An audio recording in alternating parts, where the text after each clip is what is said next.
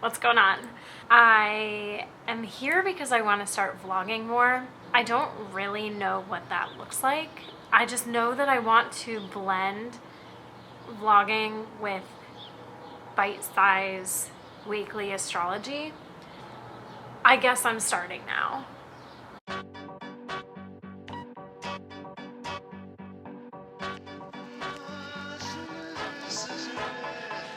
I'm going to get my aura photographed today. I guess I'll take you with me, but I'm gonna film it on my phone because I don't want to be that gal carrying this giant camera around. But I think it's gonna be cool, so can't wait.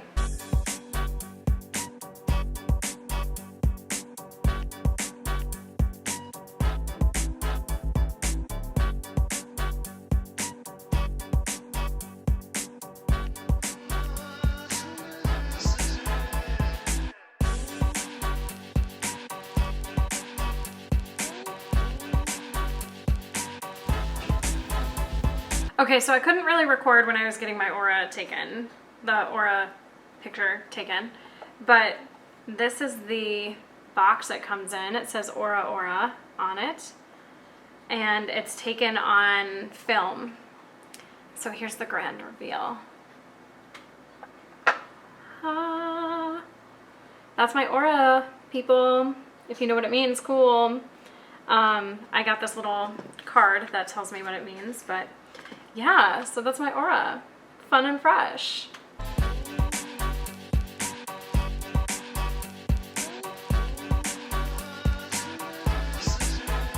So I'm sitting here on my floor working on some horoscopes, being harassed by my cat, and also working on some Instagram content because apparently I don't do enough already. I want to start to make more astrology content and like really start to kick things up with that. But I also want to communicate in ways that feel good to me, which is video. I understand that this format isn't for everybody, but it's for me and it's what I like to do the most. So I'm trying to do things that bring me more joy and that make me happy. So I'm going to do this more often.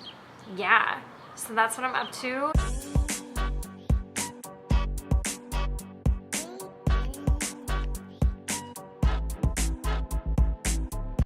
All right, so while we're here, I thought it would be good to start us off by talking about the sun moving into Cancer, kicking off the start of summer. You may or may not know this, but when the sun moves into Cancer, that is the marker of the summer solstice. And the summer solstice is what kicks off our summer season. The seasons are marked by the equinoxes and the solstices. And so every once in a while, you might notice that the solstice falls on a different day.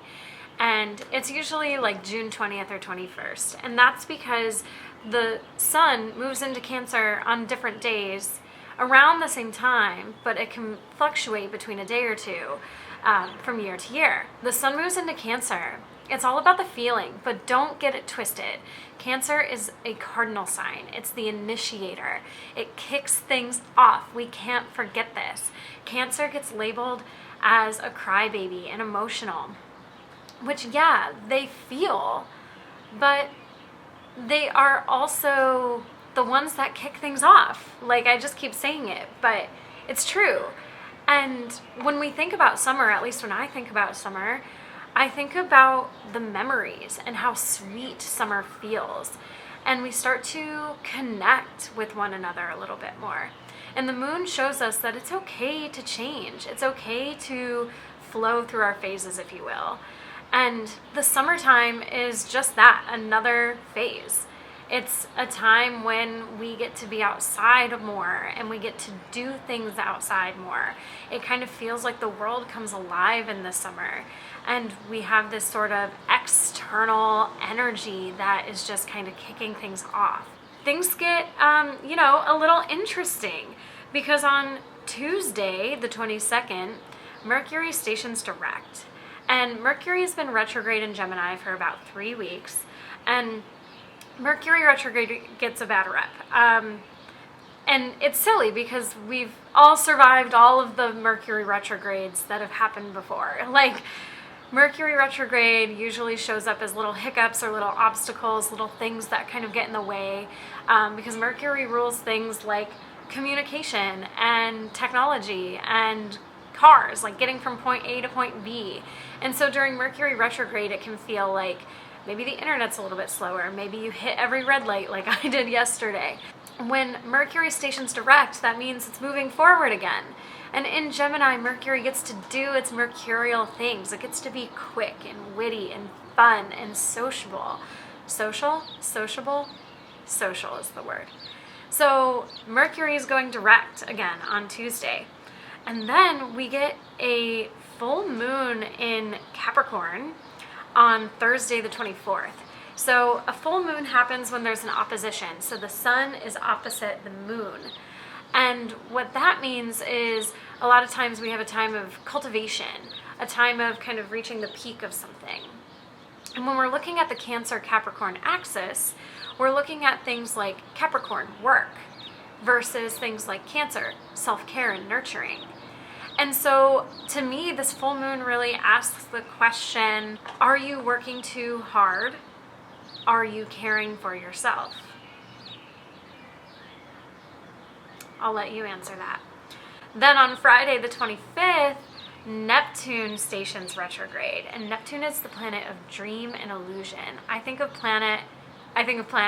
Neptune as the planet of smoke and mirrors. It's kind of like being in a fun house when you're kind of walking through and like nothing is really as it seems. And so when Neptune retrogrades, it gives us the opportunity to go back. It gives us the opportunity to review, to reflect, to revisit, kind of those RE words. My cat is getting in the way. The camera died. So we're back.